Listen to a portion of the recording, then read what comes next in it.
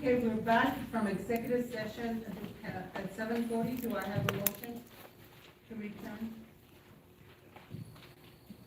Make a motion to return.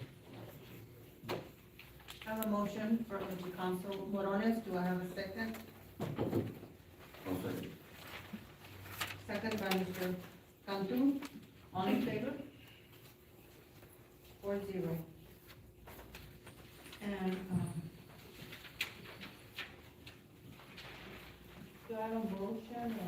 Yes. For item one? Mayor, for item one, I make a motion to approve the following process regarding the hiring of the city manager as follows. One, city attorney to provide interview questions to council for review. Two, city attorney to provide draft matrix for scoring when interviewing the top 7 that the city, that the committee recommended. 3, city council will come back with 5 alternates at the next council meeting if needed.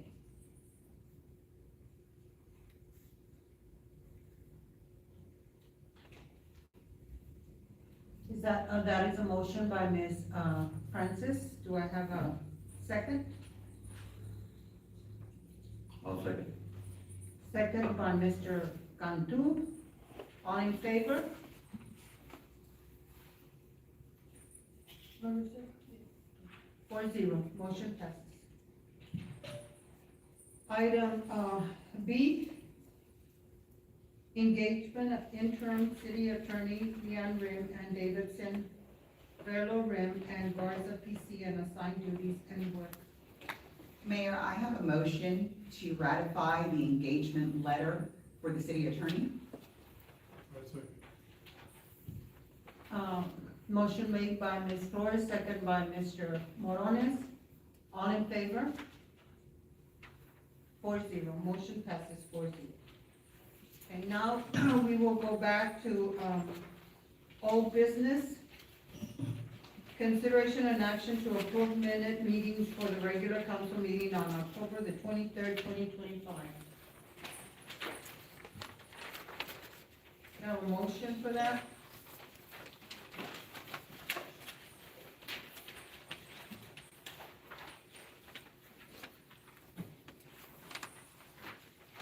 I make a motion to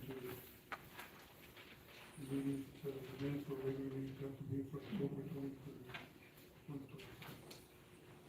I'll second. All in favor? Motion passes 4-0. Item B, consideration and action to approve minute meetings for the regular council meeting on November the 13th, 2025. Mayor, I'll make a motion. There's a correction, yeah, there's a correction on item B. Discussion, consideration, and adopt resolution 2026-001. It has, council member, I need to put the, who seconded it? he said, I'll make the motion and, Just with correction. with corrections on item D. He Okay. said, So Mayor, I'll make a motion for sorry. 5D. Mayor, I'll make a motion to approve the meeting minutes for regular council meeting on November 13, 2025 with a correction to item 5D. Do I have a second? I'll second. All in favor? Motion passes 4-0. Okay. B, we're gonna do presentation and discussion. B, C Street, interim city manager.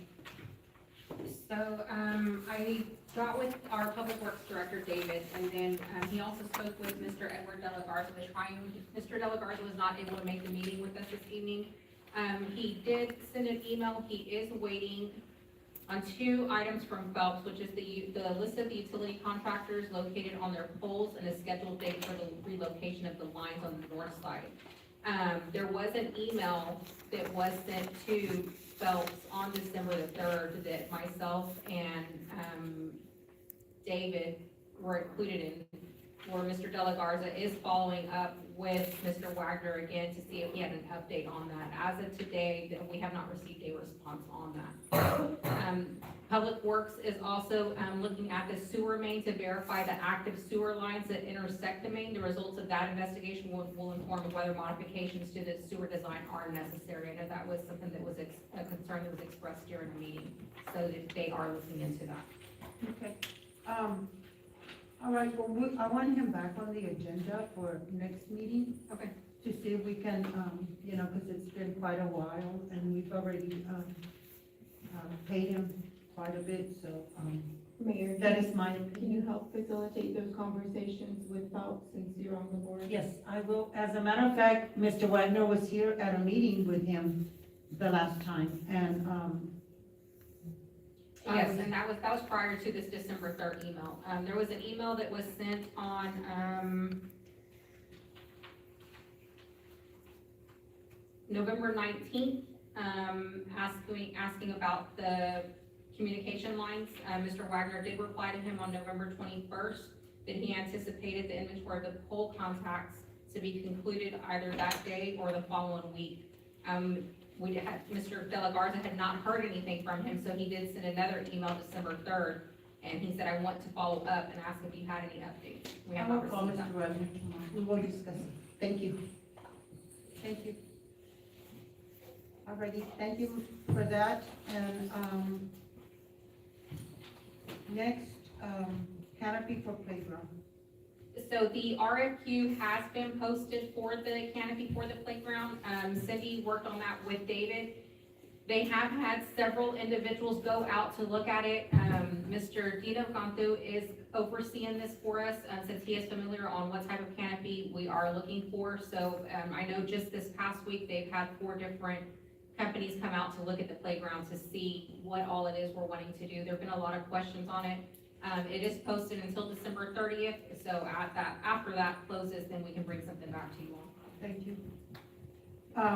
GML presentation, Ms. Jimenez? Thank you, Mayor.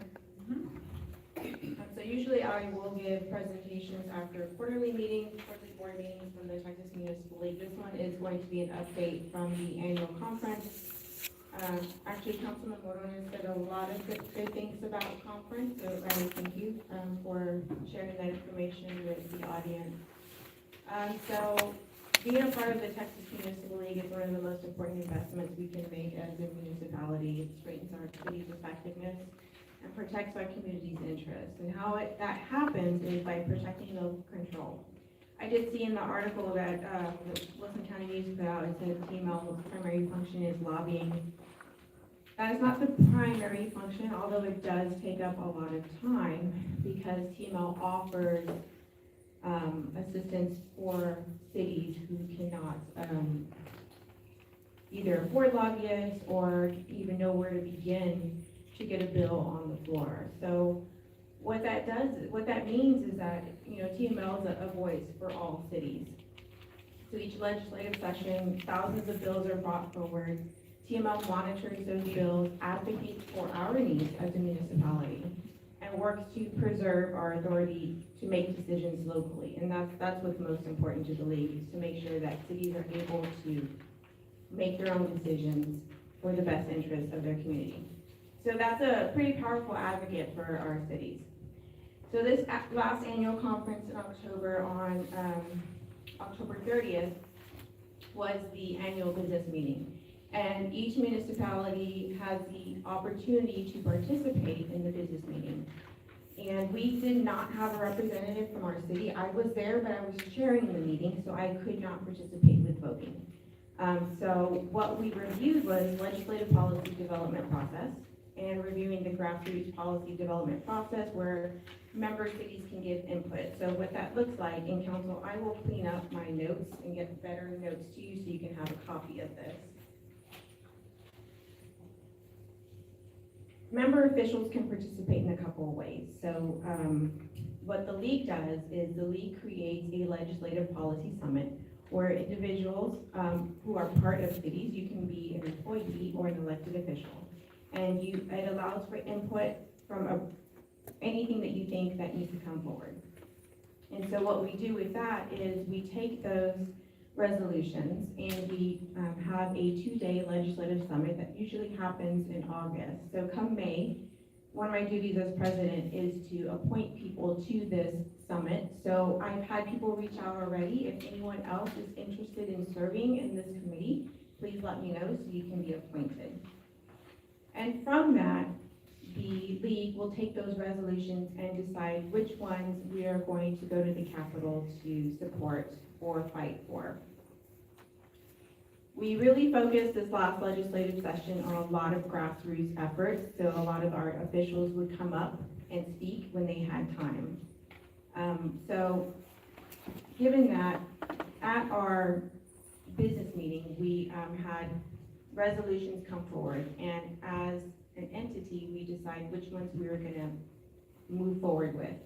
And so some of them that were brought forward, just as a few examples. And the city of Capel. So the city of Capel was asking for a resolution to amend section 102.005 of the local government code to reduce required posting period for a proposed budget from 30 to 21 days, and I'm looking right at Cindy because this would affect her job as well. Allowing cities to file a proposed budget that incorporates certified values and official non-new revenue and voter-approved rate calculations. And the reason why they wanted that is because the timeline requires cities to publish preliminary budgets, and that can confuse community members and residents. And so reducing the posting period ensures that the public hearing and adoption process is based on accurate certified financial data. So this was brought forward to the meeting. Representatives from the city said, we have this resolution, we would like support. All of the attendees for the meeting were able to vote to support or not support. So we went through that. There were several ones that were brought forward. So that one did pass. So that one's gonna go, what that means is, so TML is gonna take that one and say, this is what our cities are asking for. We are asking for you to support this bill. And then from there, the legislative may or may not vote to pass it. The city of LaPorte, they asked for, and this is a pretty important one, provide political subdivisions the choice to allow voters the same opportunity to vote at any of the political subdivisions' active election day polling locations as they are able to during early voting. So some cities, like San Antonio, they allowed individuals to go vote at any polling place. They didn't have to go to any specific one. This one, City of LaPorte was asking for the same courtesy. They were able to do it in large cities, and so it increased voter turnout, and so they asked, we want the same thing too. The committees voted and to pass that one to support that type of legislation. And so there's all different ones that were brought forward, and they were brought by cities.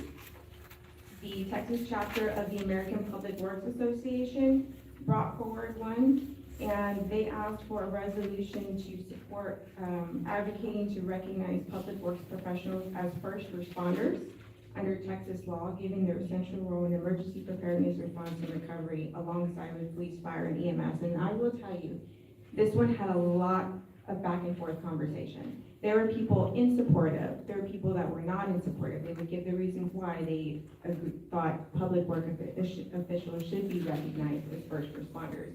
And I could see both sides of it. Ultimately, they asked for amendments, and they tried to pass it, and it did not pass. So this will not go forward from the league. So that was an example of things that didn't pass. There was a resolution on, from the Texas Association of Municipal Health Officials. This one was oppose any bills that further limit local regulation of food service establishments and expansion of unregulated and high-risk production practices for food intended for public consumption. So they updated the laws to where we don't do the permitting for their certain foods. Now it's according to the state.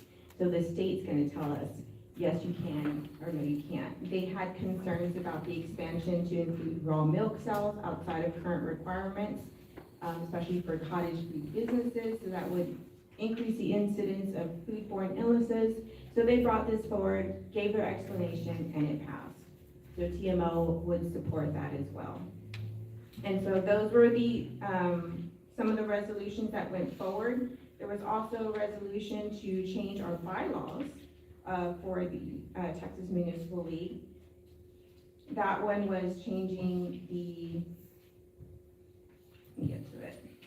They included all of, that one was just dissolving an affiliate organization, which is the Texas Association of Mayors, Council Members, and Commissioners. So that one was dissolved. The members agreed to do that at this meeting because it really didn't serve a purpose other than it was just another organization that, mayors, council members, and commissioners were a part of. There are other affiliate organizations that they can be a part of, so this organization themselves asked to be dissolved, so that was passed as well. So that is what happened in October.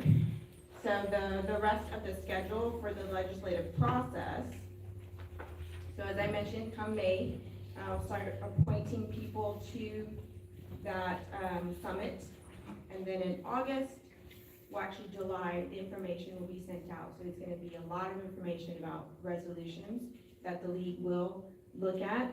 And then come August, that's when the 2-day summit happens. So everyone comes together and decides which ones we're going to oppose or be neutral on or propose. November 26th is our municipal policy summit. And so that will go forward to the annual business meeting at conference. And so at the business meeting, you will decide as members of the Texas Municipal League, you'll decide which ones you're going to support. And come December, it's finalized for the legislative program that will happen in 27, 28. So although we are not in a legislative year this year, the work is still continuing to prepare for the next session. So at this, and I recommend if anyone in the city feels that there is something that they would like the league to support, let's go ahead and talk about that and see how we can get a resolution to the league.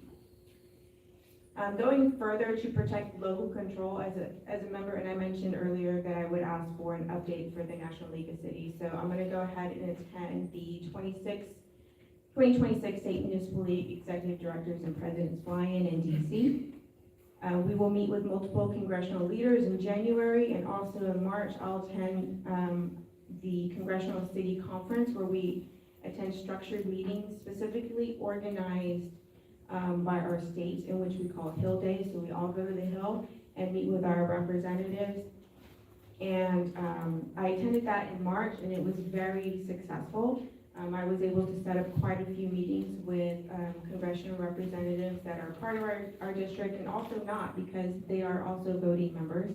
And so their influence can greatly impact what we do here at our local level. And for the interest of the public, the city will not be paying for any of those fees. So I'm just going to go ahead and put that out there just in case anybody's wondering. So no one pays for that. No. Also with the league, so so talking about the lobbying piece, yes, that is there, but there's access to expert guidance. So TML provides direct access to subject matter experts, whether it's law, finance, government, HR. And so as Mr. Morona said, that helps us become better elected officials, better city employees. I've always encouraged all of the employees to attend any of the sessions that are offered through the league. I know we've gone through the finance boot camp, that, we were one of the first ones to do that. Actually, I didn't even mention it. Y'all found out about it and y'all did it, and I remember the presentation. It was quite an improvement to y'all's practices, and so that's made available for our staff. Also, the training for elected officials, of course. We have workshops and programs and conferences tailored to our specific needs of our municipality. And as mentioned, networking and shared solutions. So membership connects us with multiple leaders statewide. And I'm just going to tell you all that as my presidential duties have started, I've been going to different municipalities. And when they don't ask where Floresville is anymore, it really brightens my heart. Because when I first started on my tenure on the board in 2019, people would ask, where is Floresville? They're not asking that anymore. They know where we are. So congrats to you, and let's make sure that people still recognize our city. So those networking opportunities are vital. Councilman Jake mentioned them as well. But there's also access to trusted vendors and business partners that the league helps us with. So it gives us direct access to vetted vendors and business partners. At the conference, there's a huge exhibit hall, there's all these vendors to go through, it can be quite overwhelming. But that is actually how we have learned about different vendors to assist us, whether it is looking at a consulting firm, or whether it's looking at public works department and finding new equipment.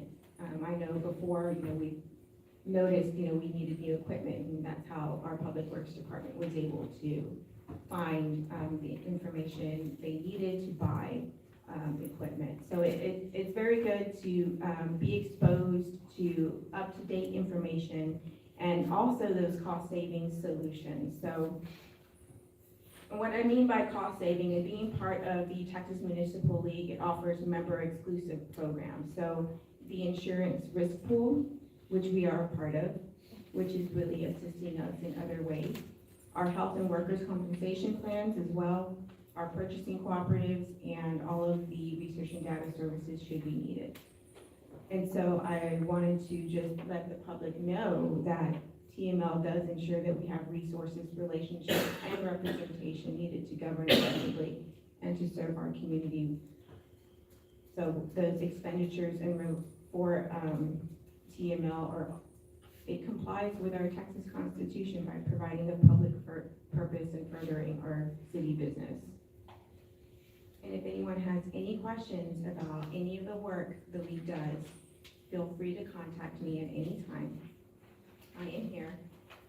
I did not see an email from the Wilson County News, so I apologize. There was no email, no phone call about a comment. I do remember when Mr. Rips would call, email all of my email accounts and say, I left you messages, so please get back with me. So I did not see anything from the news, so apologies for that. And that is all that I have, Mayor. I will give you the floor. Thank you. Thank you. New business, item 5, consideration and action to approve the Arbor Fields Unit 1 preliminary subdivision plat at 37.50 acres of land within the city of Floresville and S.A.J. Arrocha grant, abstract number 1, Wilson County, Texas, and being the land described in a conveyance to Flowback Ltd. in the deed of record document number 2022-116669 of the official public record of Wilson County. Development Department. Good evening, Mayor and Council. So we have an application submitted by Flowback Ltd. The developer is Lennar Homes. What we have in front of you is a preliminary plat of 37.5 acres out of the 123 acre lot. We're looking at 159 lots in unit phase or unit 1. Out of the 159, we're looking at 154 residential, 3 detention lots. I show 1 park lot and maybe 2, if I'm correct, green spaces as well. I have received no objections from TxDOT, Phelps, Oak Hills Water Supply, and we do have the approved letter from our engineers, no objection letter from, they have looked over the preliminary, all the plans, all the information they have submitted, and I have received no objections. I do have Adrian Thompson from Lennar Homes and Ryan Plagans from Up Engineering here. If you have any questions, they're here if you want to. I have, you said 3 detention, is that, 3 detention ponds. okay, okay. That's designated lots for. Okay. Do we have any plaques in there, or I'm sorry? certificates, any plaques? We show that there's gonna be 1. How big is it gonna be? About 2 acres. 2.6 at least. The P and Z passed this? No, they do not recommend it. They did not recommend it. Is there a reason? They did not give a reason.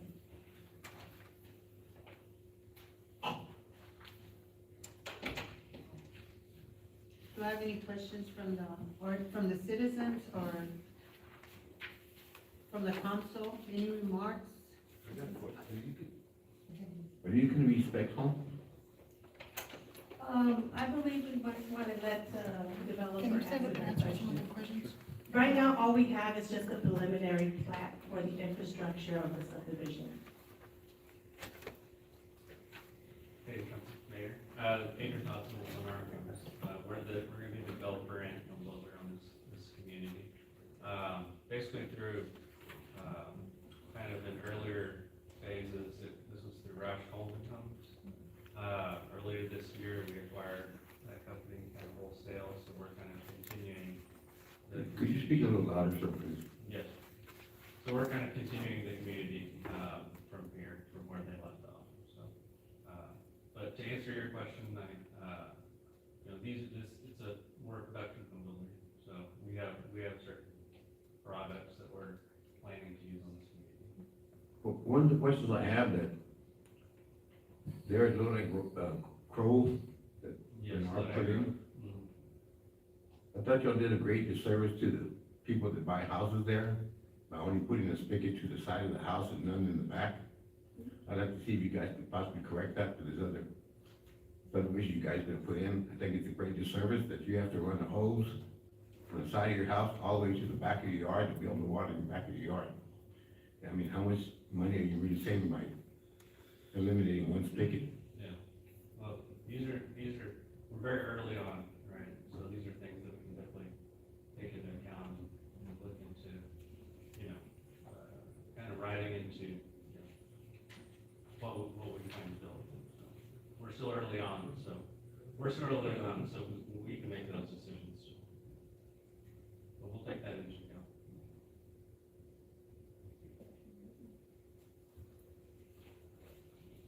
I have a question. What are the measurements of the streets for this subdivision? Are they listed here? In the plat, they show that they're 60 foot wide.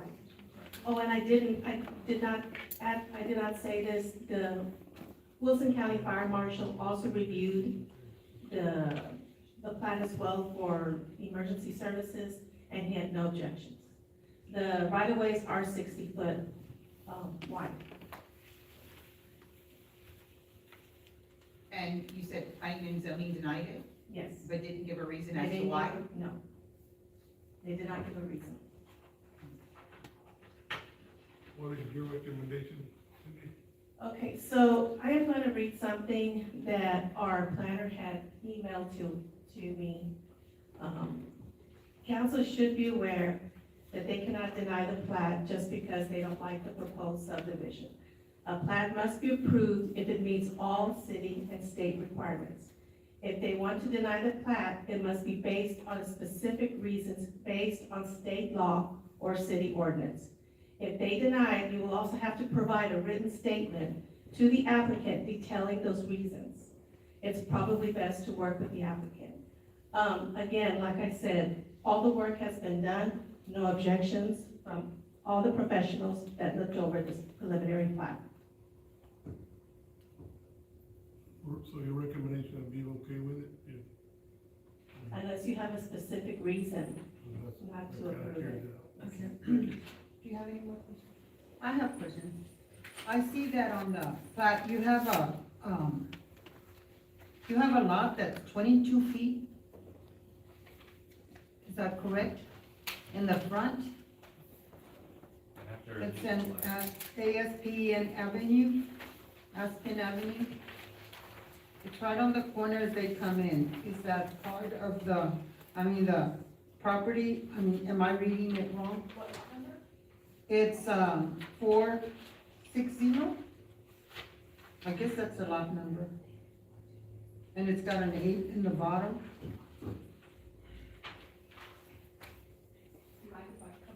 Yeah, sure.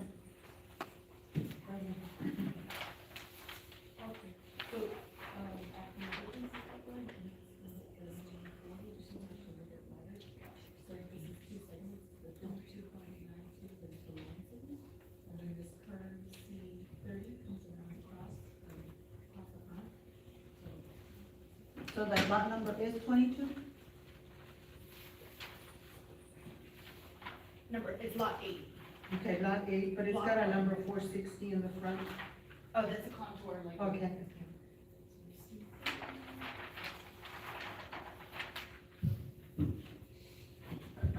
So that lot is almost 52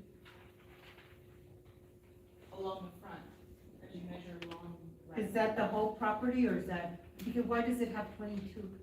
It's a line segment, so as you're walking, as a surveyor establishes these lots, it closes it and establishes the acreage or the square footage. They go in a counterclockwise, motion, so if they start at the, let's say, the northwest corner, on the left side of 22, you go 22.92 feet, and then you hit a curve, and that curve comes around the side, so the curve length is, 14.68 feet along the front, and then it's another piece of a curve that comes around that knuckle. Okay, because I don't see it on here, that's all. So they can fence 52 feet in the front? They wouldn't be able to fence in the front. It's just the measurement along the right of way. So on the bottom of that lot, it's 41 feet wide on the backyard side.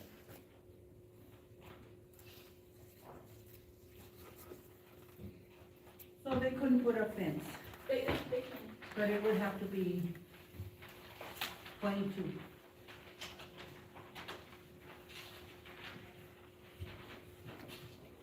So, 40?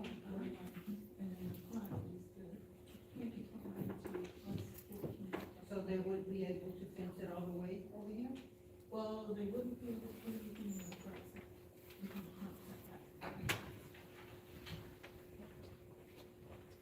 So that wouldn't be their property, right? But all the way to over here? This is good, but this right here is where I was looking at. How about this one over here, is that 33 inches in the wide, or is that the? In the back?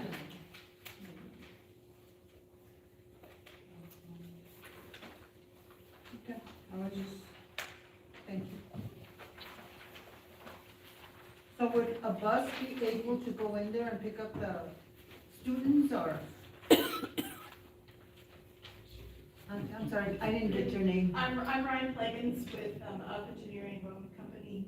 So when we were working with city staff for the PUD that was developed for this property, we incorporated additional wider streets, 42-foot wide streets, at the main entry, into the back of the unit, and then further into this development upon, the future units. But they were very specific about turning, buses being able to turn around or make a block to be able to get out of the subdivision without having to back up and then make multiple turning movements to get out of the subdivision.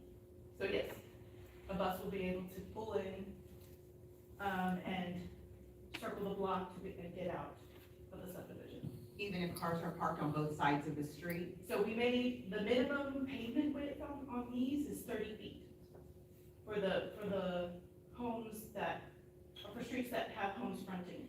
And then the entry street is 42 feet wide. So yes, if you've got cars parked on one side of the street, a bus or a fire truck or an ambulance would still be able to pass by. But not if you have cars parked on both sides of the street? It'd be tight, but yes, and that was with the fire marshal and then the county fire marshal as well. They wanted at least the 30 feet of pavement. Okay. So how wide are the sidewalks, did you say? Did you say? The sidewalks are all 4 feet wide. The 48, so they would be ADA? Yes, ma'am.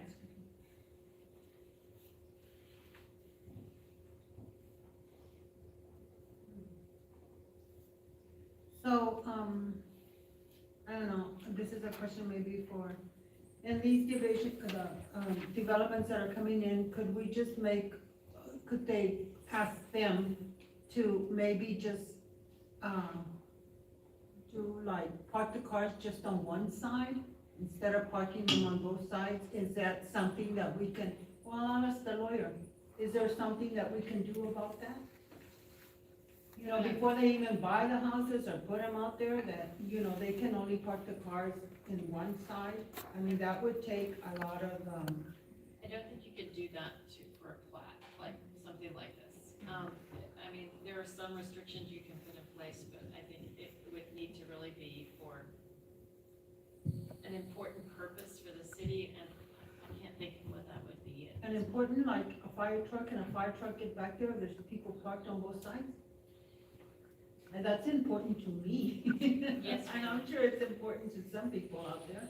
Of course, So, I understand your point, and I think you would need some sort of city regulation in place that you would have to be justifying that, to deny the plat based on that at this point. So for reference, a standard car is about 8 feet wide. The parking spots vary between 9 and 10 feet wide, like at HEB or retail centers. So if you have an 8-foot car on one side and an 8-foot car on the other side, you still have a 14-foot passing width for fire trucks and ambulances or buses to be able to pass through. I just have to ask those questions, because, that would be my concern. And, does anybody out there have any questions? Anybody? Mayor, I have questions. Go ahead. Thank you for clarifying those questions for our mayor. I do want to go back and just kind of look back at the timeline of how we got here. So this property was voted on by previous council, Don, Dee, and Jessica, who said, yes, we're gonna go ahead and agree to, I think it was Backy at the time. And I wasn't at this meeting, but I was watching online and, was very disappointed with the agreement because it was, said by that developer that if you do this, we'll give you $200,000 for your parks department. So I'm requesting that legal look into that because that was made in an open meeting and it is recorded. And although it doesn't have anything to do with Lennar, y'all came into that, bought that property from that developer, I think we do need to find out, because that was promised at the time when we were voting on this PUD. Yeah, it's our understanding that we were aware of that, that kind of history, Yeah. so we, you know, when we purchased Roush, we inherited their budgets too, and, that money was, as far as we can tell, set aside, so, you know, obviously we still plan to extend, you know, for that purpose, so. Yeah, So you're saying that you're gonna take on that 200? Is that what? Yes, you know, anything that was in that kind of PUD ordinance, we still plan to honor. You know, I can't remember exactly what was agreed to on the amount, but you know, our intention is still to kind of carry that forward. So. Well, that's very honorable of you to do that when it was another developer that made promises that weren't kept. Yeah, we're learning a lot. Yeah, yes, Lennar, you're far exceeding my expectations, and I really appreciate that. I didn't say that to target you, I was targeting the previous developer, so I would still like legal to look into all of that as well, and just to ensure that we are following up on these promises that are made in an open meeting and agreed on. And that's all I have, Mayor, thank you. And it was also said that they were gonna use it, if I'm not mistaken, for certain things. I think it was for, the park that was supposed to be built, that was the first thing that they were supposed to do. I don't know if that was on the contract as well. So, We'll review it. review the contract and see what it says. And, yeah, thank you for honoring that as well. So with that said, do I have any more questions or? All right.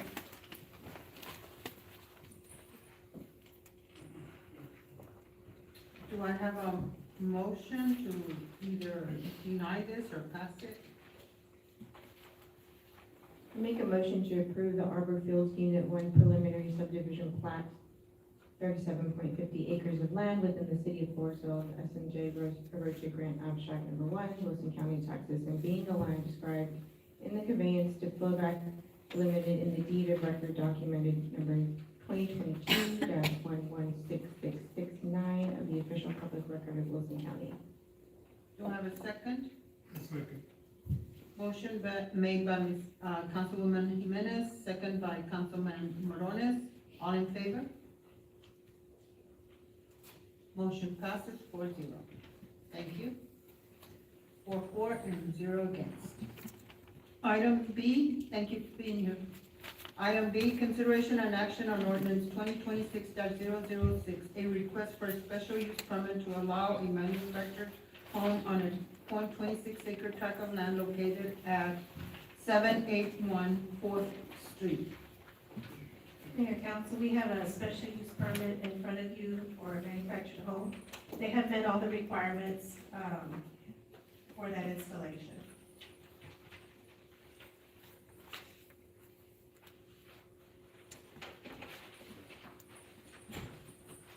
Do I have any citizens' comment or council comments? Any questions? I have a question, Mayor. Did this go before P and Z? Yes, it is. And did they approve it? They recommended it, yes.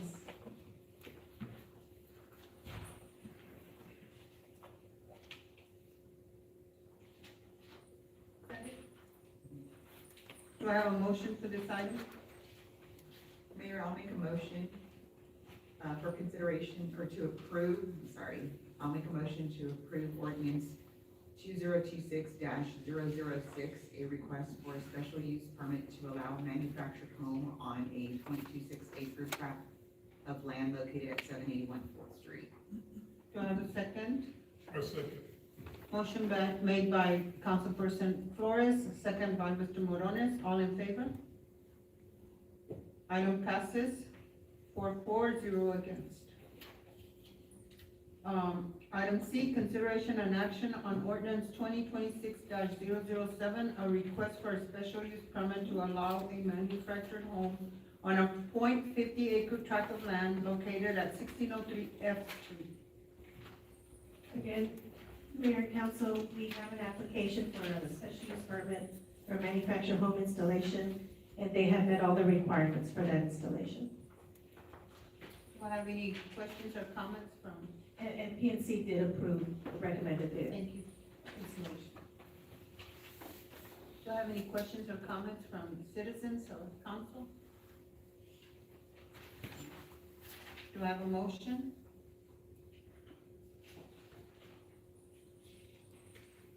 Make a motion to approve ordinance 2026-007. The request for a special use permit to allow manufactured home on a .50 acre tract of land located at 1603 F. I'll second. Motion made by Ms. Jimenez, second by Ms. Flores, all in favor? Motion passes 4-0 against. Item D, consideration and action on ordinance 2026-008, amending the City of Floresville Code of Ordinance, Title 15, Land Usage, amending Chapter 153 zoning, modifying the regulations for manufactured homes, manufactured home parks, and mobile homes with the city. Do I have any questions from the citizens or from our council? Mayor, we do have Amanda Padilla with us this evening, the planner that has been working on this with our development department. So if you have any questions that they can be addressed to her, or if you want her to explain what it is that we are trying to do here. There is new state law requirements that we must adopt and approve before September 30th of 2026. So that's why this is being presented to you all. Of course, this is a first part of moving forward, because we will have to bring something back to you all to where we have to work on getting a map approved as well. I'm sorry, Monica, can you repeat when it has to be approved? By September 30th of 2026.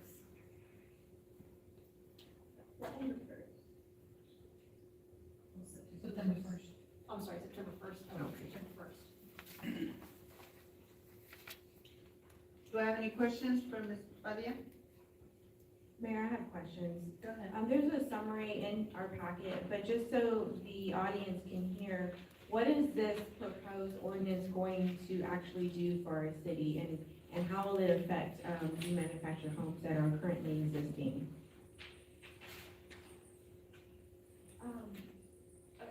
Can you guys hear me? I can't hear you. Want to make sure. Okay. Like your implementation. Excuse me, can you ask her to talk louder? Can you hear me?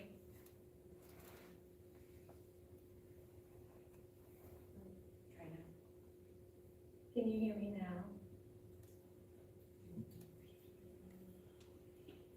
Okay.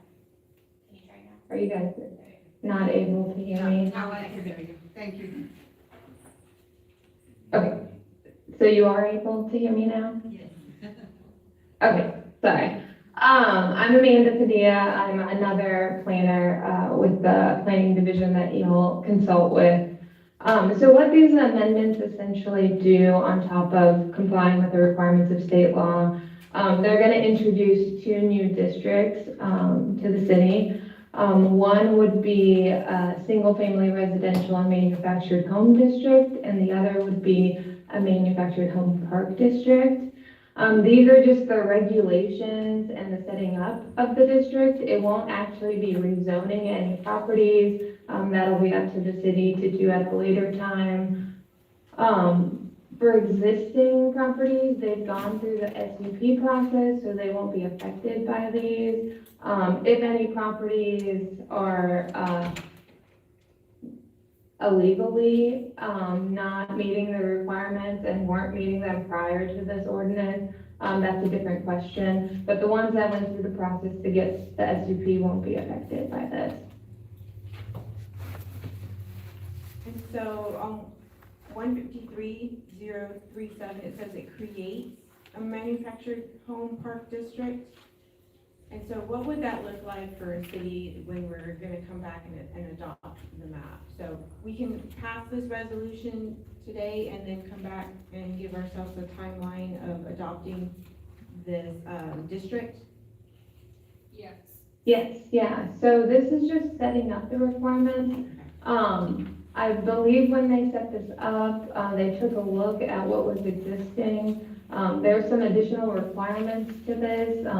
The district itself is set up to allow for anything within the R1 district. So some of the regulations that you see in the district seem pretty small. But when you go further down into the regulations that were added, it adds requirements specific to a manufactured home park. So a minimum requirement for a manufactured home park would have to be at least an acre in order to establish as a manufactured home park. But if a single-family home wanted to set up on the property, they would only have to meet the minimum square footage requirements of the district. What do you mean by R1? Is that residential? Sorry? R1? Residential, is that residential? R1? Is that what you're Yes, saying? yes, Okay. yes. R1 is the single residential. And you who have would, established. y'all would choose what property is, or where there's trailer houses already? Because we have a couple of, parks. Is that what you're talking about? Manufacturing? So that process, I can answer that here. Go it's a ahead, question. answer, Mr. Montoya. We have manufactured home parks right now, but we don't have it on our, it's zoned out already. Mhm. So we have some that are established already, but if any future ones do come, they would have to meet those standards, those setbacks, and that'll be added to our regulations. And R1 is single family that we have already established. Yes. Uh-huh. So we do have manufactured home parks already now. Yes. Yes, go ahead. So the second phase of this, and I don't know if this is maybe for you, Monica, second phase of this is adopting a map.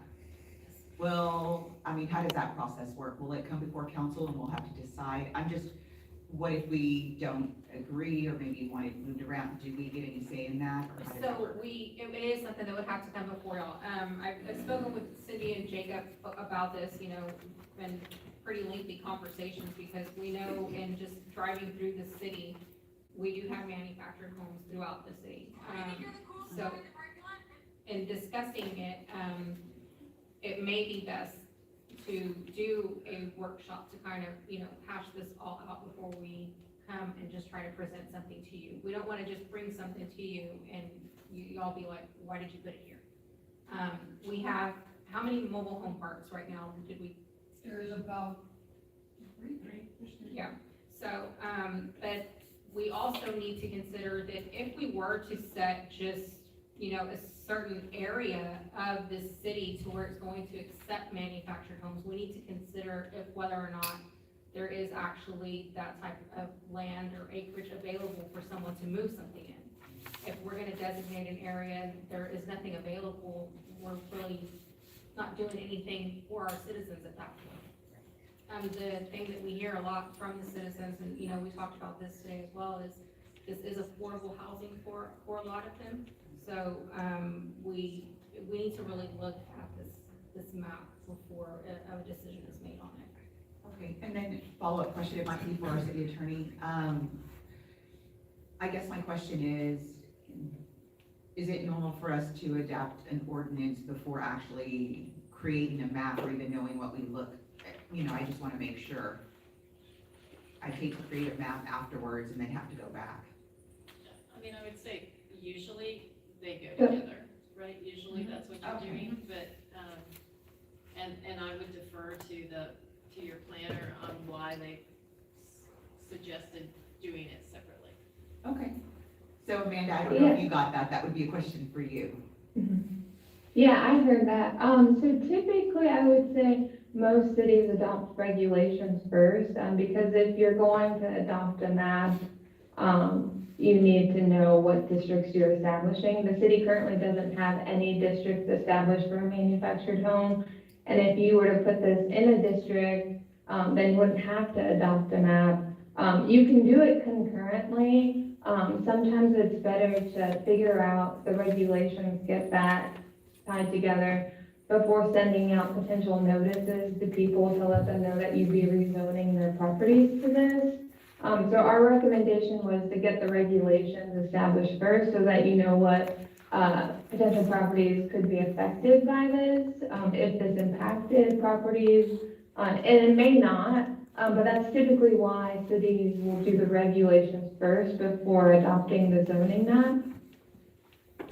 So how about if the people don't want, like you said that they're already established, the three? The manufactured home parks? Uh-huh. Yeah, so, the state requirement that was adopted, for Senate Bill 785, it requires that the city have a designated area, for manufactured homes.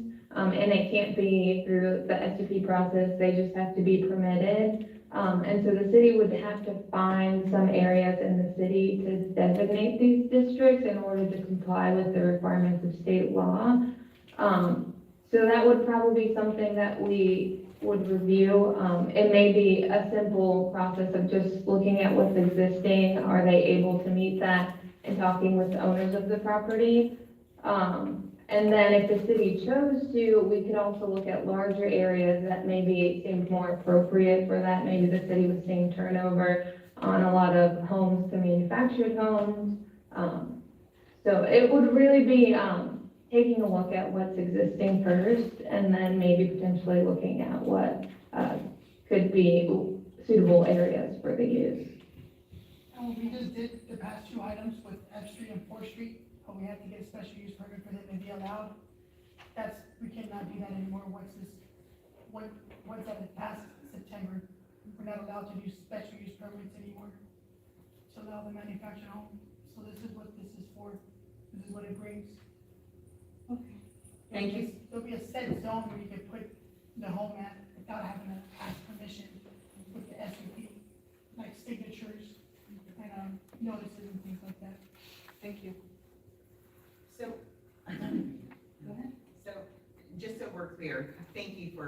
for saying that.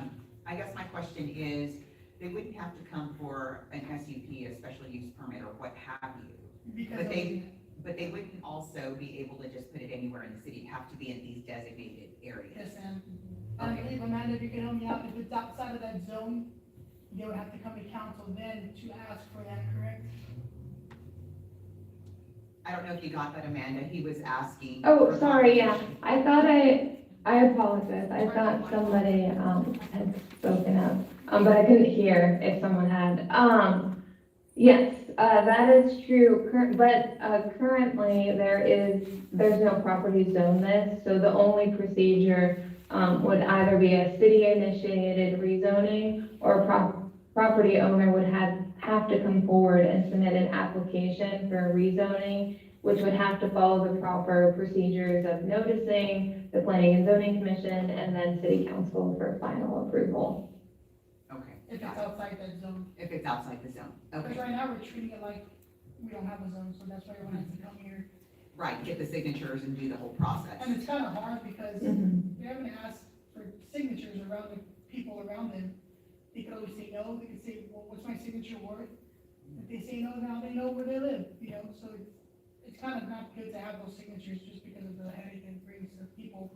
And if it doesn't go through for that person, for that one applicant, someone else is gonna do the same thing and knock on the same door and ask for the same permission. You get that 4 or 5 times before different people, they're gonna end up getting upset and quit bothering me asking for the same thing. Right, This is what this kind of cancels out.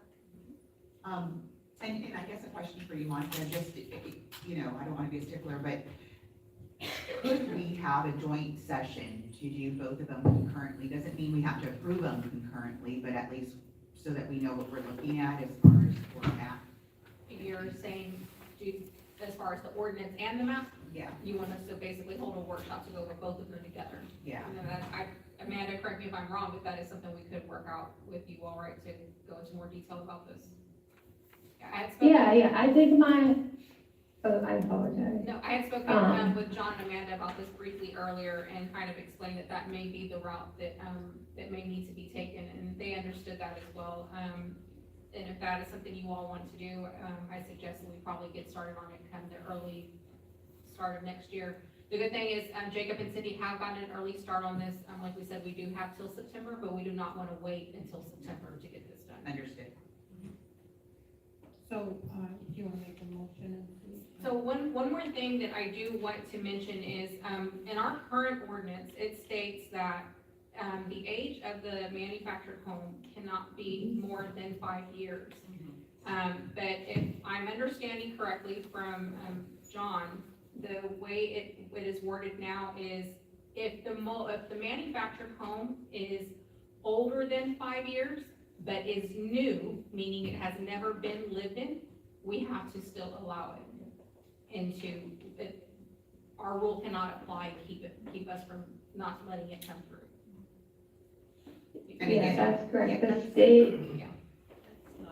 so the state adopted, a new definition for what's considered a new HUD manufactured home. And essentially it just means anything that hasn't been used regardless of age. And so a city has to permit a new HUD manufactured home. as long as it's within those districts. Okay, got it. So it could be 10 years old, but if it was never lived in, then it's considered new. Okay, understood. Thank you. So is there any way they're gonna be able to clarify that as far as should it ever be lived in or not? So I'm sure they would have to provide some type of documentation. There's something that's gonna come from, the seller, of the mobile home dealer, whoever it is that it's coming from. And they don't just get paid through either. Most of the time, we will find out before it gets brought anywhere, before we go through permitting, is it new or used? So we would, if it's done right, it wouldn't be here, and then we would determine if it is. Before it came over here, we would know if it was used or new.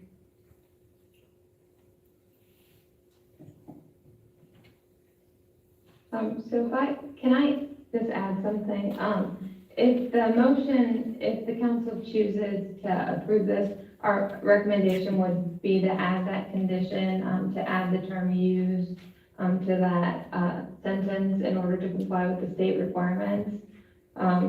if the motion is to hold off until we can get a workshop, if any of council has any questions or anything they'd like to see changed, it'd be nice to know that now so that we can work on the ordinance, prior to that workshop.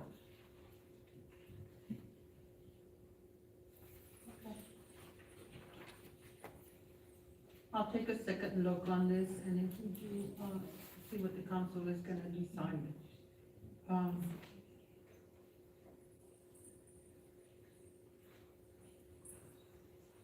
So, question for our city attorney, I'd like to make a motion pending our, special meeting. So do I need to say that? So you would like to have a workshop meeting, is that what you're saying, for a Yes. special meeting? A workshop? Yes, I would say, a special workshop meeting. I'd like to make a motion, and request a special workshop meeting regarding ordinance 2026-008, amending the City of Floresville Code of Ordinances.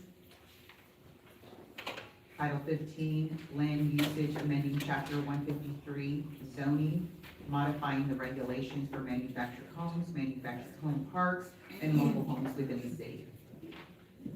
Okay, so, that's a motion, do I have a second? I'll second. Motion made by by Ms. Flores, seconded by Mr. Cantu. All in favor? Mayor, any comment? Oh, do I have any citizens' comments? Mayor, I have a comment on the motion. Okay. If you're gonna motion for a workshop, I request that you put a date on that. To be completed by, Okay, got it. So I'll amend my motion, same motion to, for a special workshop on ordinance 2026-008. Do I have to read it all over again? No, just to give the city the Can city, we say by Yeah, no later than. no later than, I don't know the date, can we use March? I would say sooner, yeah. for the workshop, because you're gonna wanna do your workshop You're right. first, 'cause You're right. You're not, Yeah. your motion is not to vote on this ordinance, No. correct? No, it's to do this, the workshop first. Right, I would request that council do the workshop a lot sooner than March. Before the second meeting of January. Or, yeah, before the second. That's tight, isn't it? Okay. By the end of the, We can have a workshop right before a meeting. Yeah, yes, you Is, can. is the goal to get a zoning map as well during that workshop? Yes. I mean, the preference, maybe February may be an easier, goal if we're looking at getting a map ready for Thank that. you. How about we, I would like to amend my motion, to have a special workshop regarding ordinance 2026-008, amending the City of Floresville Code of Ordinances, Title 15, Land Usage, amending Chapter 153, Zoning, modifying the regulations for manufactured homes, manufactured home parks, mobile homes within the city, no later than, can we do the second city council meeting of February? I don't know that date. It's gonna be the 26th. The 26th. well, I don't have. By the 26th, by February the 26th, 2026. Okay, and a motion was made by Ms. Francis and Mr. Felix, you second the motion? Yes. So all in favor? 4-0, motion passes 4-0. And with, that's it, Monica, maybe you can text the council and see, pick out some dates, see when everybody can meet, or So, maybe. we will need to get with, John and Amanda, the planners, to see, we'll get some dates from them, and then, I'll work with Evelyn so she can send that out to all of you all. Thank you. We'll make the motion myself before the meeting, just like an hour before the meeting, or we need more time. I just said by the date, so it can be that date or. They're gonna ask Maybe Colin. we can try to,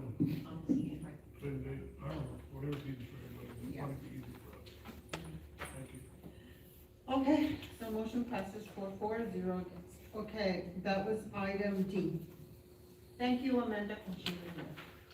Item. Thank you. Item E, discuss and consider action on bids, received by the Texas CDBG, Blue Bonnet and Buttercup Lane, sanitary sewer project TDA contract CDB 23-0145. Yes, Council Mayor, I am actually asking for you all to reject the bid. We had a bid opening for the CDBG grant.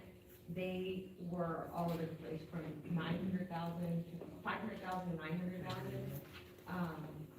We did, Langsford was here with us, and their recommendation as well was for us to go out for a rebid. So in order for us to go out for a rebid, we have to reject these bids first. Okay, so can they make a motion to reject this and then to send you off to go get? You don't, I don't need the other, You don't need, no, I just need to reject these bids. So do I have a motion to reject this bid by council? Or do y'all have any questions? Or do you have I any have a questions? question. So when you're going to rebid, are you gonna be more specific about the? We're gonna all meet again with the engineer, and maybe cut back some, I don't know exactly what the right terms are, but we're gonna revisit on some of the right of ways or things like that, just because it's not a big service area. So it does not make sense for us to put more, money out. And who's the engineer that's helping with this one? On this one, 6S was awarded that. Yes, okay. Okay, that's the question I was gonna ask. Who is the engineer? Do I have a motion to reject or decline? We make a motion to reject the bids received for the Texas CDBG Blue Bonnet and Buttercup Lane Sanitary Sewer Project TDA contract CDB 230145. I'll second. Motion made by Councilwoman Jimenez, second by Councilwoman Flores, all in favor? 4-4, all against? 0, 4-0 against. Item F, 5F, consideration and action to approve ordinance 2026-009. An ordinance approving budget amendments for, 2024-2025. This is just, I do close out the last fiscal year, after I complete all my entries and we have finished receiving last fiscal year's, invoices. I do provide an exhibit with it that shows what I'm doing. It is in the general fund. If you will look there, 4A is doing their final payment to the general fund, so it's gonna be a clean slate for them going forward. I am very happy and proud of that happening. The other items, the contract services, those were, different contracts that we did approve throughout the fiscal year. And we did say we would do budget amendments, so it was compliance to degrees, the, budget, I'm not sorry, not budget, the salary survey, different things like that. The refuse fund, that's just me being, very meticulous and wanting the numbers to match, so, yes. All right. Do I have any citizens' comments or council? Mayor, just for our new council members, city usually brings forward an amendment at this time, so this is not unheard of, but part of her process. Just getting ready for audit as well. Got it. Thank you, Cindy, for always being very organized with everything. Do I have a motion for this? I make a motion to approve ordinance 2026-009, an ordinance approving budget amendments for the fiscal year 2024 and 2025. Do I have a second? Motion made by Councilwoman Jimenez, second by Councilman Morones, all in favor? Motion passes 4-0 against.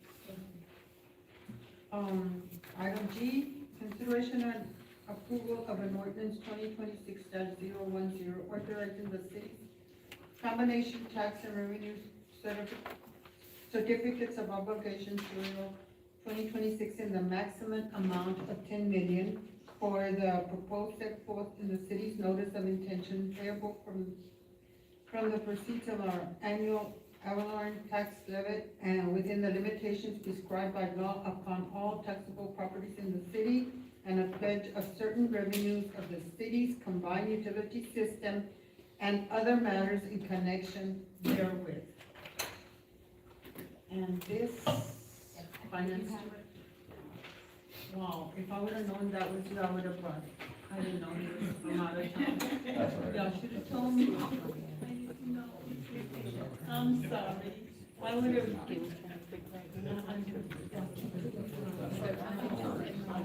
Thank you.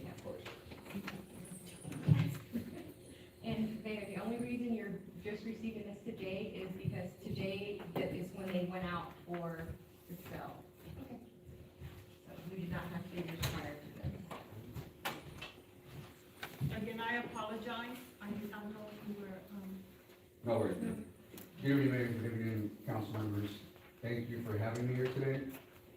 For the record, my name is Eduardo Lopez with Specialized Public Finance, and we represent the city as financial advisors. So, yes, as Ms. Stern said, we couldn't get this presentation any earlier than today as we entered the market this morning in order to sell the $10 million.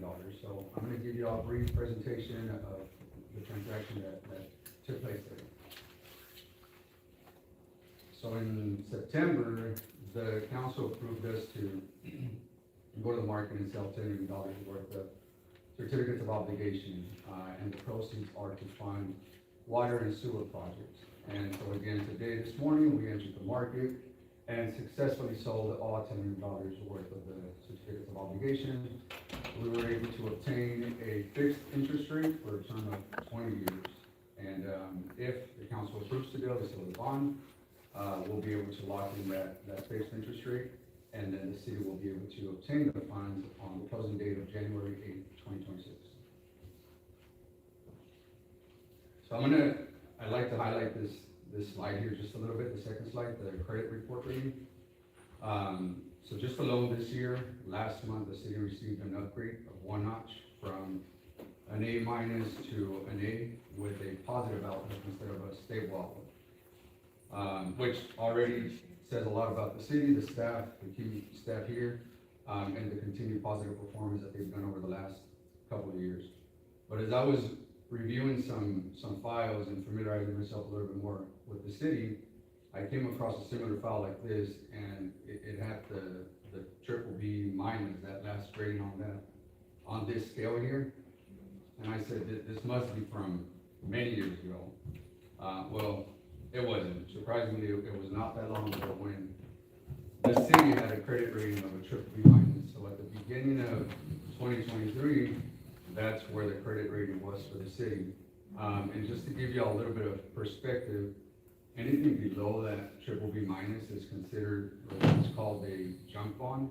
And those bonds have extremely high interest rates. So for the city to go from a triple B minus to an A in a matter of less than 3 years just shows that again, the positive performance that the management has done. A couple of factors that take place or that play into that is the unmodified reports and unmodified financial reports, which Mr. Stern is getting ready to deal with the auditors, and unmodified because they don't have to modify any of the reports as they present the financials. They take them, they don't have to modify anything. And then also another key factor is the steady increase in general fund balance. So those are just two of the few factors that they take into consideration for these credit ratings. So even though we got that 1 notch upgrade, we still applied and we were able to minimize the cost for bond insurance. And what that is, it's basically like a cosigner, which helps us get a better interest rate on certificates of obligation. So the bond insurance is a AA, and then with the underlying city rating with the A, that helped us obtain a really good interest rate, which I'll get to in just a minute. So again, just wanted to congratulate the city for the outstanding work that they've done in just the last 3 years alone. So the next slide is a summary of the principal and interest of debt service schedules. It is a 20-year bond, and it's a level payment, so roughly annually you're going to be paying about $743,000 annually, and that's again, principal and interest. And then the last slide here is just a summary of everything we just discussed and the transaction that took place today. We entered the market this morning, December 11th. If council approves, we'll be expecting the funds by January 8th. We were able to lock in a fixed interest rate of 4.08%, which is almost 100 basis points from the budgeted 5%. And we sold 2 other bonds earlier this week. One of them was at 4.62, and the other one was at 4.76. So the 4.08 is extremely good for the city, so that's good. We're satisfied with the outcome of the transaction this morning, the sale. As financial advisors, we recommend that the council approve the sale of bonds, and that will allow us to lock in that fixed interest rate for the 20 years. And I'll take any questions that you have. I just want to thank Cindy, our finance director, for doing such an outstanding job, and of course, Christina and Matilda, who, they have worked very hard. They're always working when, I happen to come in through the side doors, and they're always busy working. And I want to thank, It shows. them, and, for doing such an outstanding job. And, the rest of our staff, of course, Monica and everybody else, but I know she, I just want to thank you, Susan. And moving on, do I have any comments or questions from the, I'm sorry, what is your name again? Eduardo Lopez. Eduardo Lopez, okay. And, do you have any, questions for Mr. Lopez from the council or? Mayor, before, Yes, go ahead. I would like to thank, Specialized Public Finance for all of the work that you do with our city. You weren't on, Mr. Lopez, it was just Victor that came in when we had that horrible rating, and, your firm has really guided the city in order for us to achieve our satisfactory rating and interest rate. So I wanna thank you and your firm for the work that you do, to help better our city.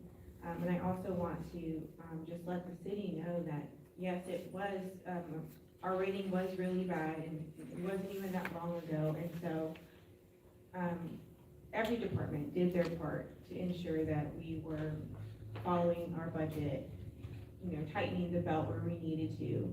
And now we can safely say that we are not having to struggle, with our budget like we did, when our rating was at that triple minus B. So thank you so much. And I appreciate your presentation, Mr. Lopez, and please, tell Victor that we, miss seeing him as well. But thank you for coming and supporting our city. Victor does send his hellos. We didn't choose another client. We had a meeting conflict. I just kindly asked him, You're expanding and it's great. I kindly asked him to send you with the nicer people. And again, Mr. Lopez, I want to apologize because you sat there all this time. I would have just, if I would have known that you were waiting for this, I would have put you up at the front. That's all right. It's been about 7 months that I stood in front of what I was used to commissioners for, so I kind of I missed know, it. I already That's did okay. it. I'm apologizing. But, next time, okay. So with that said, if there's any more questions, can I have a motion to approve this?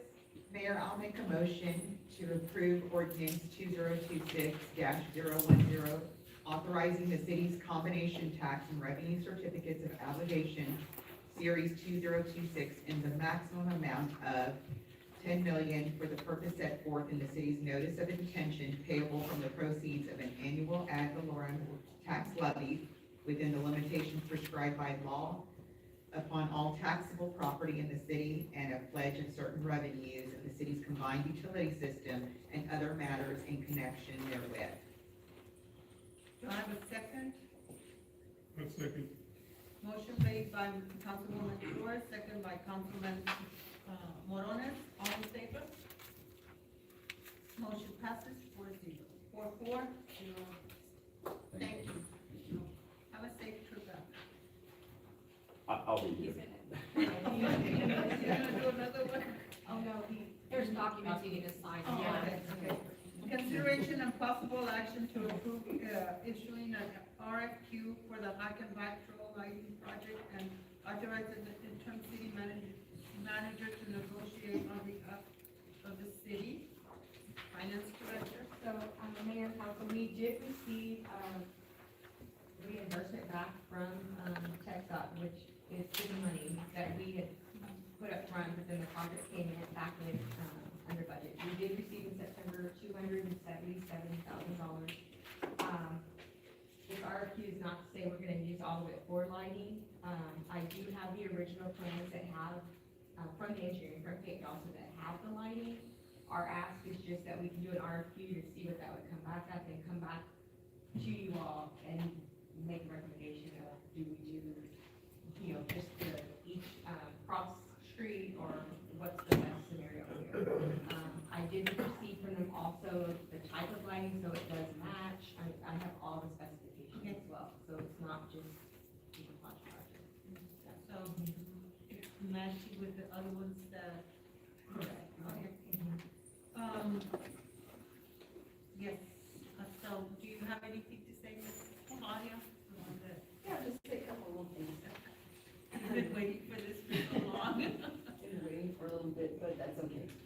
First of all, I would like to, thank you, City Council, for approving the, money that, we were able to, finish the project out and NBC. Thank you, Cindy, for taking care of all the, the hardest part, anyway. So it finally got here, and we're excited to meet next week, and Monica or Cindy will be there to give some direction. Like she mentioned, we're gonna go with something that's already matching the trail. So we look forward to improving, the trail and, just making it a lot, it's safe, but we wanna make it look really nice for people who wanna come out there and, enjoy it. So there's lots of little things that we have planned, and hopefully, you guys will know, what's coming up and when, and you're always welcome to come to our meetings, next Wednesday at 6:30.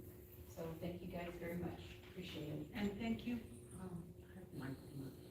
you, Claudia, for always being on top of, the hike bike. You've done a great job, and we appreciate everything you do. Thank you, we appreciate you guys too, so we're lucky, in both ways, so thank you, appreciate it. So do I have any comments or from the council or anyone else out there? No? Moving on, okay, then I would, can I have a motion for this? Make a motion to approve issuing an RFQ for the hike and bike trail lighting project and authorize the interim city manager to negotiate on behalf of the city. I'll second. Motion made by Councilwoman Jimenez, second by, Ms. Flores. All in favor? 4-0, motion passes 4-0 against. Considering an item I, consideration and action to approve resolution 2026, a resolution of the City Council of the City of Floresville, Texas, approving a policy of the City Council of the City of Floresville, establishing rules and parameters of the use of city council line items, funds, and the city purchase of tables or seats for the city council for local or regional events, establishing an effective date. Mayor and council, this item was presented to you all once already, and then no action was taken on it, and Councilmember Flores asked that it be placed back on the December agenda. So I also had Councilmember Jimenez reach out to me to remind me that this needed to go back on as well. I did set at each of y'all's seat, some recommendations that Councilmember Flores is making, when making some changes to the policy that is currently written, for you all to review. I'm not sure if you would like to discuss those with them. Mayor Mayor. Yes, go ahead. So I know that this was brought up initially, before, and I wanted time to review it, and, so thank you, Monica, for initially helping us draft this new expenditure policy. So, I support its intent to ensure compliance, but I believe that there are a couple of areas that just need some, clarification or consideration. So I'll read them for you. I'm just gonna, just the top 7 things that I found right off. So I'll start. The first one I have are, regarding the table and ticket purchases, extra seats at sponsored events, sponsored tables may not meet the public purpose test. I go into a little bit more detail about how it could create the conflict or perception of favoritism, right? Before I go on to the next one, I do want to just say that I have in here, you will also have recommendations that I've sent just for consideration as well to all of these items. So even though I'm pointing out all the negative, I do want to say that I am proposing some solutions.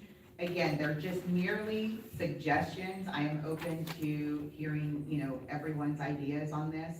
But, so anyways, but let me go back up. So the first one was the table and ticket purchases. Extra seats at sponsored tables may not meet the public purpose test. 2, unused seats. If all council members bring guests, demand may exceed available seats, which could create a potential conflict. 3, employees or committee members. The policy does not clarify whether they may occupy unused seats at sponsored tables. Selective enforcement risk. I believe number 4 has where approvals for travel, training, and events could be influenced by politics instead of merit. 5, I have oversight dynamics. Staff reviewing reimbursements may be perceived as exercising authority over elected officials. 6, applicability to committees and boards. It's unclear whether appointed boards or committees are subject to the same restrictions. And then number 7, last but not least, I have travel and training reimbursement. Requiring council members to pay out of pocket first could discourage participation. So again, that's at a very high level, and I know what Monica has put in front of us is basically just some recommendations and some things that stand out to me. But again, I'm open to hearing anybody's ideas and how we can just ensure that fairness, transparency, and consistency are considered when we're doing these policies. I'll pause there. Do you think you could, Ms. Prim, do you think you could, maybe work on this policy? You did, she did, and I put it in your packet, that's all. I haven't read it, so. I reviewed it, I had not seen, Councilmember Flores' comments, I think they were submitted subsequent to my, I had just suggested that on enforcement and oversight, section 4, which is, I think, one of the things that Councilmember Flores pointed out, is that you have a council member review process when you're getting reimbursement, because relying exclusively on city staff to make the decision about whether or not your expenses meet the policy can not meet the requirements like you. So my recommendation to you would be to add council member oversight as well. I think the way that Councilmember Flores proposed it is if there is some disagreement with staff, I would say it's in addition to their after their review, that it should go to council. Like I've just suggested 2 members of council would review it and ensure that it's consistent with the policy. Mayor, question. Go ahead. Well, it's not really a question. Thank you, Lee, for that recommendation. I did see that in the packet, but for transparency purposes, I recommend that it come to the full council and not rely on 2 members. And I think that's what Ms. Flores was saying as well. I mean, because per our own policy, the council, we're the only ones that can govern ourselves. So I would recommend that it come to the entire council. Sure, that's certainly even greater assurance. And Mayor, I'm going to continue. I was looking at the recommendations from Councilwoman Flores. And again, I'm going to ask, what's the public purpose of purchasing these tables? It's getting harder and harder to explain that or justify that, in my opinion. I mean, if you want to go to an event, you can go to an event. If you want to take someone, you can pay to take someone. You may even get invited to events. I think the city can do sponsorship in a different manner for events to show community support, not necessarily purchasing tables. Then going into all of that, how do you fill the seats? What are your options? Then that makes us govern attendance to an event, and that's not on purpose. That's not what we're here to do. So I would say just to X that completely and say that we are not doing tables as a city to support events. We will support in other ways, and that will come to council in resolutions. The comment about training and it may deter someone from attending a training. Our policy as it is now, or the way we've done training, no official has been turned down for training. We budget for travel and training already. So registrations in hotel and lodgings are done first. I do believe what this policy is trying to say is if you're doing meals and other expenses, that would come at a reimbursement as opposed to a flat per diem rate upfront. I mean, we just saw the article in the Wilson County News that was talking about how much money was spent. So I think it's in our best interest to do a reimbursement for those kinds of things. But right now, as it is and how we've been functioning, if you want to attend a training, it's budgeted in your line item, you attend the training, and if there's lodging, you can utilize that as well. And Mr. Mike, did you have a comment in regards to that? Yes. But just because if you do put reimbursement, I know you see parameters, not more than a certain amount per day, or, because you could go have a $10 lunch, but I could go have a $60 lunch, so. Right, and I do believe we do have the per diem amounts already set. Yes, so it wouldn't be like reimbursement one for one on your receipt. Right, it would be for our total amount of per diem.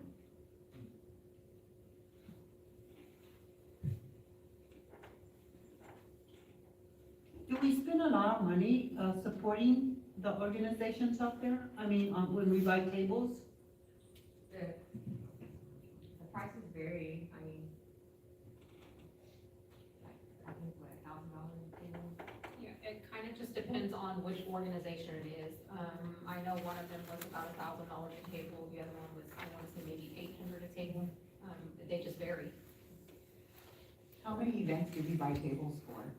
That varies too. It kind of depends on how many council members come to us and say, hey, let's buy a table for this event, or if the organization reaches out to us and says, hey, can you buy a table to sponsor our event? So when an organization, will ask you. When an organization asks, they should do it as a form of a resolution if they're wanting us to sponsor the event. Mayor, you probably recall this, Lou Rosenberg used to hold his Yes.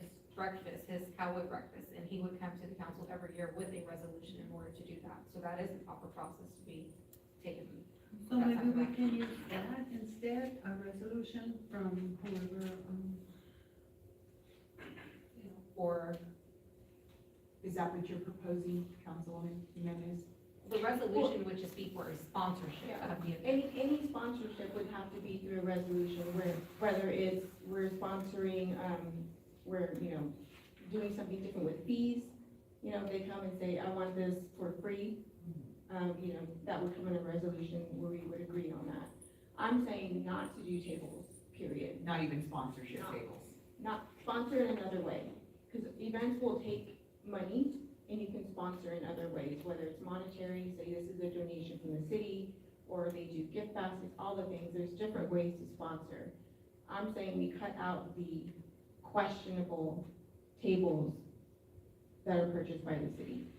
And so I can give you some examples, because with the, Consolata Healthcare Foundation, with their Denim and Diamonds Casino Night, they had sponsorship levels, and it would tell you what it was you were exactly sponsoring. One of them was a photo booth, one of them was the cups that they gave out and your logo would go on it. Another was for their dessert table. So there's different ways to sponsor it, not purchasing a table.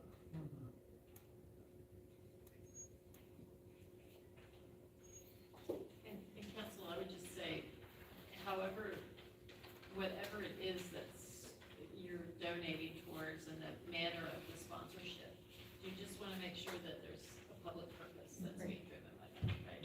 Right. exactly. All right. So,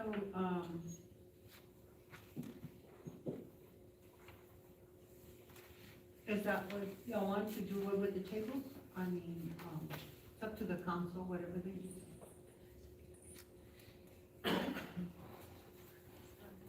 Mayor, if you wanted to provide direction, I'm sure we could revise this and bring it back to you. Do y'all wanna table this and revise it? And let our Well, Mayor, I have city attorney, take care of this? I have a question. So section 6 is just sponsorship, and it doesn't specifically say what that is. So we don't need to change that portion of it unless we say sponsorships not to include purchasing tables.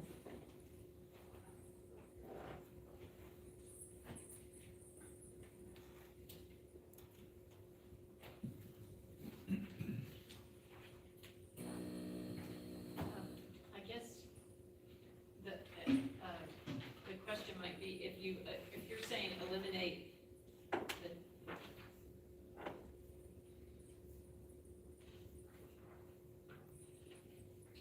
Okay. Are you saying to eliminate the table section altogether?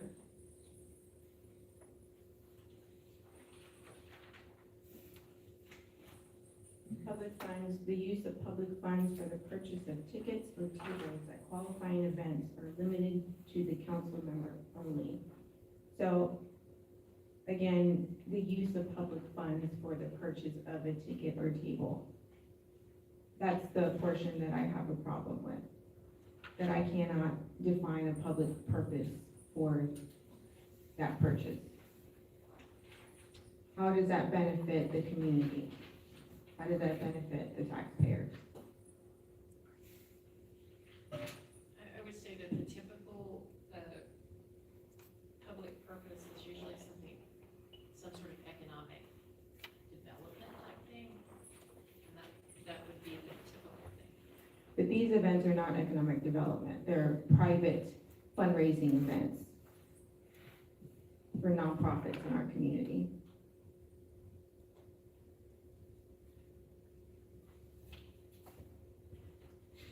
I guess as a show of support for, I know like one event for our first responders, right? I don't know if that meets the public test, but, I'm not sure. You'd really have to analyze them on a case-by-case basis. Yeah, because I would support the responders or the police department or the EMS, I would, you know. Right, and that support can come in the form of purchasing items for the raffles or sponsoring something for the event, not just buying a table. Okay, well, to me, it doesn't make any difference. Whatever y'all decide, that's up to y'all. I'm okay with that as well. But do we want to give the city attorney time to review and then we can bring it back? Sure, bring it back at the next meeting. Definitely. All right, is that a motion? Yes, I will make a motion for, sorry, forgot what number I'm on. Here we go. I'll make a motion to, table resolution number 2026-003, a resolution of the City Council of the City of Floresville, Texas, approving a policy of the City Council of the City of Floresville establishing rules and parameters for the use of City Council line item funds and the city's purchase of tables and or seats for the City Council for local and or regional events and establishing an effective date. Table till next, Postpone. I don't know when that is. Postpone January. till January 8th. There we go.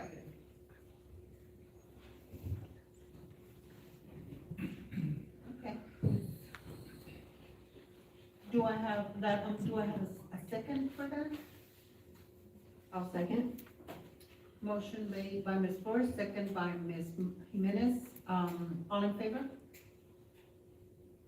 Motion passes 4-0. 4-0 against. The next item, is already. This item, we need to take no action on. Okay, no action will be taken on item J.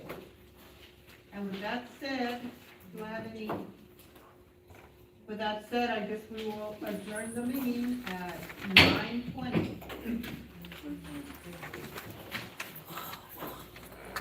Mr. Lewis, do you mind sending a digital copy